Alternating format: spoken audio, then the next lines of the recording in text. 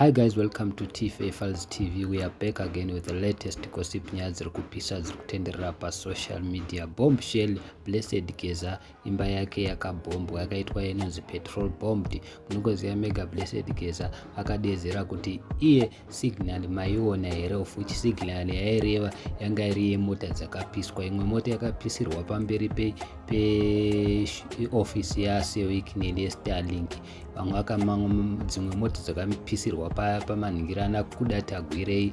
The list goes on. Vana Tino Machakaire. Saka ipapo Blessed Geza akaita live yake na 8:30 iya yanodedzera kuti 8:30 muchaionera pawachi achireva ED, because ED ndiye ari kudenzera kuti 20:30 anenge achipo.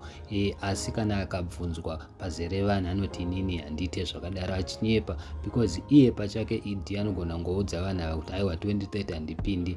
Saka ipapo ndo zviri kunetsa Geza musakangano wanga ari weZANU-PF, but achakabvondoka akajamuka akadedza kuti aiwa ini handite zvakadaro, muda kutiitisa. So guys, handizivi tinoti kudi inonzi hondo yemarudzi, because right now tichitaura kudai ivo vanhu veZANU-PF ED time Varakashi ndo vakurwa vega. Saka Blessed Geza akadedzera kuti signal maiona here, musakangano kuti mangwana chinenge chakachaya chakabvondoka. Vana Blessed Geza vari kudedzera kuti ngatipindei mumastreets, but problem iripo ndeyekuti vazukuru vambuya Nanda pane mixed reactions. Vamwe vari kudedzera kuti imimi sei muchitaura makawanda, but vanhu vari kudedzera kuti aiwa isu hatina basa, tiri kuda change, we are suffering as Zimbabweans. So guys, handizivi tinoti kudii nazvo, asi nyaya iya yazokora muto, because vakuita zvazvo zvokurayana. Munongoziva Mega zvinoita ZANU-PF imhondi dzevanhu, saka manje vasangana hamene kuti chii chakadaro chinenge ngozi, because apana chiwenga wachona anenge ari kumira naBlessed Geza, of which mukatarisa ED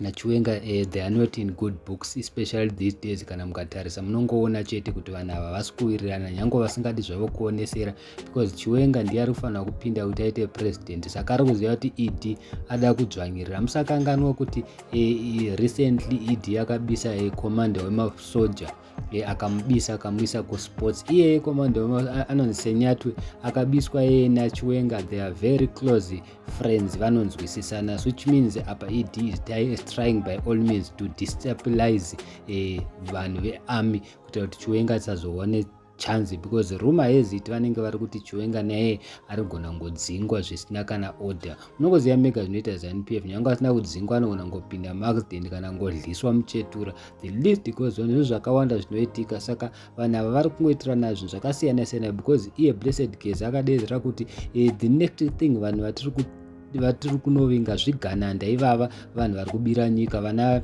Sewick vakakaundwa, vana kuda tagwire, the list goes on. Saka hamene umirai tione kuti chichaitika, but tichitaura kudai mapurisa ari kutadza kuvata day in day out, ari kutenderera mutauni mese.